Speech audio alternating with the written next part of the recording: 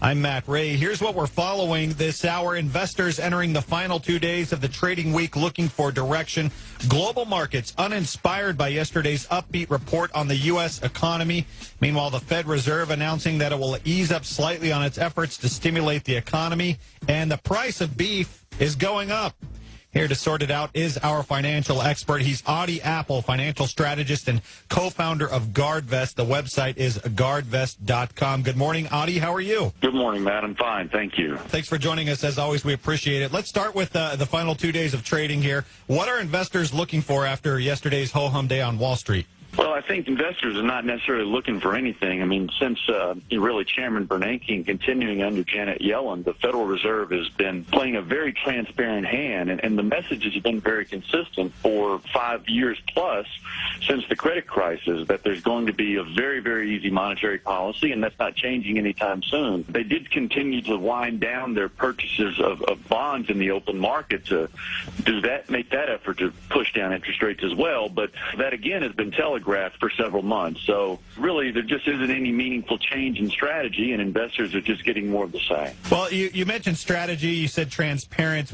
How has this message over the past 5 years or so, how has that changed the strategy as far as investors and traders are concerned?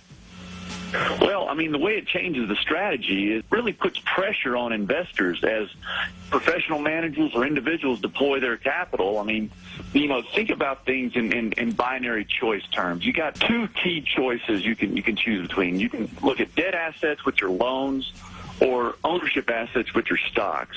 And those two asset classes essentially compete for capital. Well, the rate of return you get on those debt assets is the coupon on the bond, and the Federal Reserve has a lot of control on what those bond interest rates are, and they're at generational low levels. So stocks don't have to be too terribly attractive to win that competition and attract capital, and that's what's been going on. It's driven up, stock prices threefold since the bottom of the crisis in the spring of 2009. We always hear from the government, and then, of course, we hear from the guys that are actually working in the economy like yourself. Those numbers came out yesterday, an upbeat report on the U.S. economy. Was it an upbeat report, in your opinion? Oh, it was extremely upbeat. I mean, 4% in real growth in a quarter. Now, some of that, there's a couple of ways you can interpret this. Sort of the negative point of view is going to be that, well, a lot of that expansion was inventory replenishment, and when inventories are building, that's not necessarily final end-user consumption, and it can actually be viewed as a negative. But the reality is, if you look further, personal consumption expenditures were up strong as well, and the inventory replenishment was just a replacement of the inventory drawdown that led to the big decline in the first quarter. So all in all, you really have to assert that this is a pretty strong quarter. Federal Reserve announcing it will ease up slightly on its efforts to stimulate the economy. We mentioned that, but they say there's still room for improvement in the market, expressing concern that inflation might start ticking up. What are some of the factors involved there? You've got to have a tighter labor market, and labor markets are getting tighter, but, we still have plenty of slack. We're at 6% unemployment. Full employment's going to be somewhere around 4%. We're still a ways from that.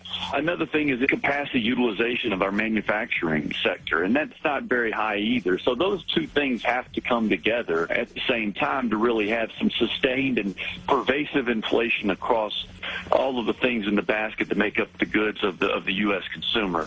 Now, that doesn't mean that you don't see inflation anywhere. I mean, it is a basket, and it's what the overall basket is doing that is attempted to be measured by CPI and expenditures, which still is at or below the target of the Federal Reserve of 2%. That said, I mean, there's certainly some components. I mean, there's been a pretty sharp rise in beef prices, and then that sort of caught some people's attention. But, that's just one of the items in the basket, and it's not all that significant an item, frankly. You had mentioned the beef, and we were going to touch on that this morning here, that report coming out. You had mentioned the basket. I mean, what are some of the other items in the basket? Obviously, if we go to the grocery store, we can see it with our own eyes. I mean, I see the cost of milk going up, the cost of bread.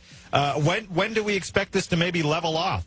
Just to touch on beef specifically, it takes a while to level off. I mean, there can be inflation in prices because demand is skyrocketing, or there can be inflation in prices because supply is constrained. Well, in the case of beef, it's really just a limited supply. We've had drought conditions in Texas and Oklahoma, two of the major beef producing states, and it's thinned out the herd. Additionally, with the drought, the cost of feeding that herd has gone up because there's not as much natural grazing, and you've got to pay for feed. So, I mean, ground beef is an example, is up 76% from 2009. So, there's definitely a lot of inflation there, but it's really more of a supply constraint. And that's going to take a while to work out. I mean, the fact of the matter is, as you try to replenish that herd, it's a 9-month gestation period for calves, and it takes almost 2 full years before they reach actual slaughter weight. So, these higher beef prices are going to be with us for a while.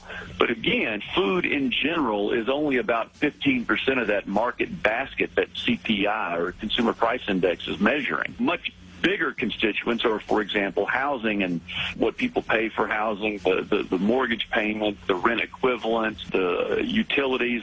That actually represents 40% of the basket. So that's an item that's going to have a much bigger impact on what CPI and what's going to drive the actions of our Federal Reserve leaders.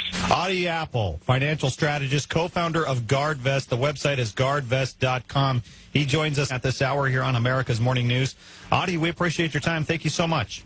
All right, thank you. We'll talk to you again next week. Coming up on America's Morning News, House Republicans Wednesday approving their lawsuit against President Obama. We'll tell you what House Minority Leader Nancy Pelosi had to say about that. And how does a White House spokesman avoid questions in daily press briefings?